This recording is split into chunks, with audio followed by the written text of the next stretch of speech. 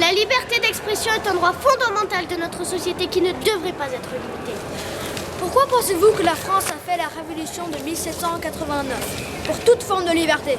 Car sous l'influence des grands philosophes des Lumières, elle s'est battue longtemps pour la liberté d'expression. Que veut le monde? Une liberté juste et illimitée? Et maintenant, va-t-on juste limiter les droits que nous nous sommes tant battus? Non. Ainsi, comme l'ont fait les révolutionnaires en France et aux États-Unis en 1789, il est très important de pouvoir protester et de manifester ses idées librement pour que nos sociétés puissent devenir plus riches et plus justes, pour pouvoir faire évoluer nos sociétés. Continuons nos actions. En effet, regardez la grande diversité d'idéologies dans le monde. Si on limitait la liberté d'expression, on ne pourrait pas toutes les connaître. Ce serait dommage, car les idéologies nous aident à comprendre les perspectives différentes qui existent dans le monde. Si, au fil du temps, nous pouvons sculpter notre propre idéologie. Par contre, si on n'avait que la perspective de Louis XIV qui disait « Seul le roi doit penser et prendre les décisions. Les autres ne sont là que pour exécuter les ordres. » Comment pensez-vous que le monde serait sûrement horrible? Limiter la liberté d'expression, c'est se limiter soi-même.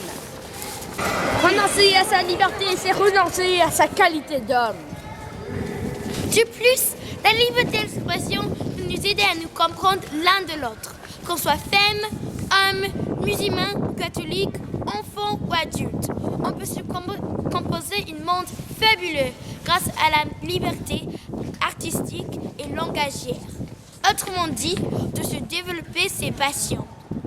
Est-ce qu'on a besoin de la violence pour parler de nos problèmes? Non, ça suffit d'utiliser l'art et l'écrit pour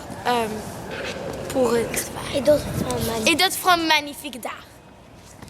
Certes, il y a des gens qui disent que la liberté d'expression devrait avoir une limite car elle peut mener à la violence. Nous, on pense que la violence est une réaction, pas une forme d'expression. Si on limitait la liberté d'expression, comment savoir où s'arrêter? On risquerait de la supprimer complètement. Cependant, il faut respecter les autres. Il faut respecter les autres pour que notre société soit équilibrée et que les gens ne se sentent pas injustement pointés du doigt.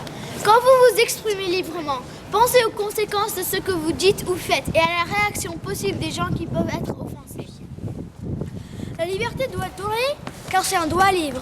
Et si vous n'aimez pas que les gens disent, il faut vivre avec. Comme le dit l'article 11 de la Déclaration des droits de l'homme.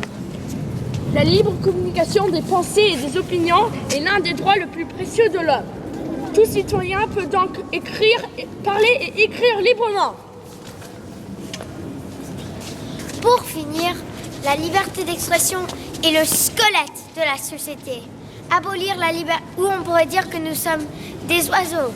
Abolir la liberté d'expression, c'est nous couper les ailes.